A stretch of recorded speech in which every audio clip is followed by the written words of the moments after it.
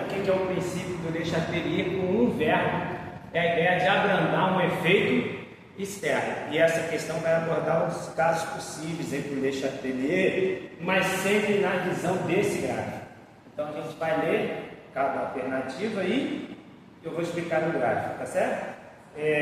Destaque, eu estou perguntando a vocês, ele pede a correta? Sim, está explícito isso aí, né? Mas eu sempre gosto de me perguntar isso. Então ele está pedindo a correta. Analise o gráfico que está na tela e indique a opção correta. Eu quero ir bem devagar porque tem vários conceitos que deixa ele aí. Então, a letra A, eu estou lendo e rascunhando aqui, ele diz: a adição de 2 gasoso, eu estou resumindo assim, ó, no meu rascunho, ó, olha para cá, ó. Adição de 2 gasoso, eu estou escrevi assim, né? Adição, aumento da concentração dos 2 gasosos em T1. T1 a gente vai olhar para o gráfico onde é o T1. Aumentou a concentração de HI, então fiz seta para cima para o HI, ó. Ele afirmou isso aqui, está perguntando se isso é verdadeiro, se está correta essa afirmativa. Então, primeiro, em T1, então eu vou olhar para onde? Eu vou olhar para cá, tá certo? Em T1, quem que eu vou olhar? Ele falou que houve adição de I2. Vamos ver se houve adição de I2. A curva do I2 está aqui, ó. Quando ela chega em T1, o que acontece com essa linha vermelha? Ela desce, então não teve adição de I2. Já está errado por isso. Você nem deu o restante, está claro? Se ele falou que houve adição de I2, né? Antes o I2 estava constante, antes do T1. Quando chegou no T1, o que aconteceu com a concentração de I2? Baixou, então já está errado por isso aqui, isso não aconteceu. Tranquilo? Então estou passando para a letra B. Não vou analisar isso, eu ia perder tempo. Sim? Na letra B, o que ele diz? A adição de H2, então eu vou escrever H2 e vou escrever seta para cima. Adição de H2 em T2. Agora em outro momento, em T2, aumentou a concentração de I2, vamos ver? Então, primeiro, qual é o destaque? Eu vou olhar para onde agora? Para T2. Em T2, ele está falando da adição de H2. Em T2 foi adicionado H2. Onde é que é o T2? Aqui, ó, não houve adição de H2, né? A curva do H2 vinha aqui, ó, ela deu uma subida aqui, ó. Ou seja, já estou te mostrando que houve adição de H2 aonde? Em T1, mas em T2, que é aqui, a curva do H2 passa aqui. Não teve em T2 a adição de H2, concorda? Então, errado de novo, eu não vou entender o restante. O que diz na letra C? A adição de H2 em T2 aumentou, estou olhando a letra C, a adição de H2 em T2 levou o sistema ao equilíbrio? De novo, não teve adição de H2 em T2, então não é isso, tá certo? Não tem que ler a C de novo. Então estou indo para a letra D de dado. O que diz na D de dado? A adição de H2 em T1. Adição de H2 em T1, vamos olhar já para o gráfico.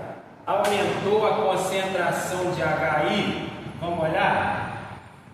Com calma, primeiro eu vou olhar para onde? Vou olhar para T1. Em T1 aumentou a concentração de H2, o T1 está aqui, ó. Onde é que está a linha do H2? Vermelho aqui, ó. Então a concentração de... aqui é T1. A concentração de H2 veio constante. Quando chegou em T1, ó, ela aumentou verticalmente aqui. O que é isso na prática? Já abriu-se o reator e injetou esse H2 dentro do reator. É isso que aconteceu. E quando injetou esse H2, subitamente aumentou. Nesse instante, T1 aumentou subitamente a concentração de H2. Né? É isso que está escrito. Então, até agora, isso aqui aconteceu. Mas como consequência dessa introdução de H2 em T1, aumenta a produção de HI, então quando você joga o H2, olhando para cá e depois no gráfico, se eu aumento a concentração de H2, com um verbo, o princípio de Le Chatelier fala em abrandar o efeito se provocou. Qual foi o efeito provocado? Abriu-se o reator e injetou-se H2. Então passou a ter a quantidade de H2 maior. Como é que se abranda isso? Transformando o H2 em HI. Resumindo, recordando o deslocamento de Le Chatelier, eu disse a vocês que quando se adiciona um reagente, desloca o equilíbrio no sentido dos produtos. Então, se adicionou o reagente H2, deslocou o equilíbrio, aumentando a produção de HI, como forma de abrandar o efeito externo que foi a adição de H2. Mas a gente quer entender isso no gráfico, a gente quer enxergar isso no gráfico.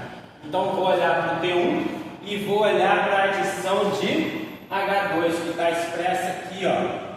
Né? Quando aconteceu essa adição de H2, o que aconteceu com HI? Você vai falar, por que você está mandando olhar para o HI? Porque ele falou que aumentou a concentração de HI no mesmo instante T1 que adicionou o seu H2. Então eu quero olhar para o HI nesse instante T1 aqui. Aqui, ó, o HI vinha constante, e aí, ó, a curva do HI começa a subir, mostrando sim que aumentou a concentração de HI. Ou seja, isso está visto no gráfico também, tá bom? Mas agora eu quero que... Então a letra D está correta e ela é a resposta, tá certo? A resposta é a letra D. O que eu quero agora? Dar um extra para vocês, tentando entender isso matematicamente. A gente já viu no gráfico, viu pelo princípio de Le Chatelier. Rapidinho, como é que fica a expressão de Kc disso aqui? Fica a concentração de HI, que é produto, elevado a 2, dividido pelos reagentes. Quem são? O H2 e o I2. Eles vão estar elevados a quê? É mais aqui? Não, é vezes, né, gente? Aqui é vezes. Mas estão elevados a quê? A equação é balanceada com 1 aqui e 2 nos produtos. Então o 2 eu já elevei aqui, ó. Aqui eu tenho que elevar a 1. Você vai falar, mas se elevar a 1 não muda nada. Só para você não esquecer quando for diferente de 1. Resumindo, cheguei à expressão de Kc. O que eu quero agora como complemento da questão? Entender a matemática e visualizar isso no gráfico. É isso que é enriquecedor para você, se eu conseguir te explicar isso agora. O que ele disse que rolou? Aumento da concentração de H2. Detalhe, o nome disso é constante de concentração. O que é constante? É um número que não muda. Isso estava expresso no gráfico antes de T1. Vamos ver? Antes de T1 havia equilíbrio químico e concentrações constantes. Olha lá, o T1 está aqui, ó. Antes do T1, olha como é que estava a concentração do HI.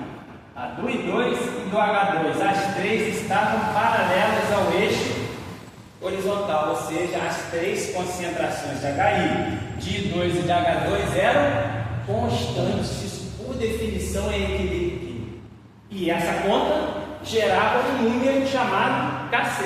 Mas esse número, a ideia é que se o sistema continua fechado, a ideia é que esse número é uma constante. Ele pode mudar de repente, numa variação súbita de temperatura. Mas a ideia é que ele continue constante. Mas qual foi o efeito externo? O efeito externo foi que se injetou quem? Se injetou H2. E aí, numericamente, eu estou rabiscando aqui, olha para cá, ó. Eu estou rabiscando o quê? Ó, a concentração de H2 ela aumenta subitamente porque foi injetado H2. Olhando para a matemática, não tem numerador e denominador? E aqui não tem que ser constante? Se esse H2 aumenta, para que esse número continue constante, se você aumenta o numerador e quer manter essa conta constante, você tem que aumentar também quem? O numerador.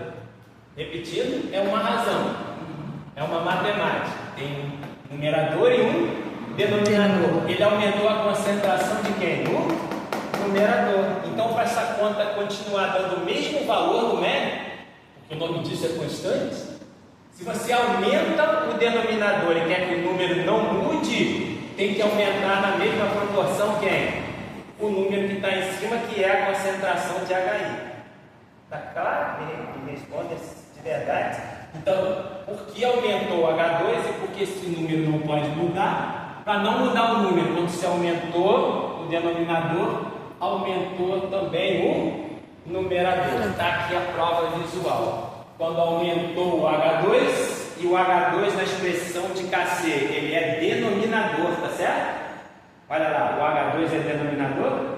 Quando aumentou o denominador, teve que aumentar também o numerador, que é quem? Olha lá, quem é o numerador? O H? E por isso que aqui aumentou também. É isso.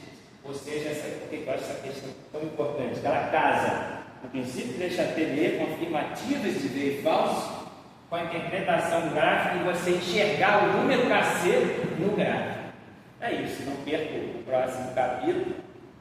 Eu só falei isso para parar de gravar.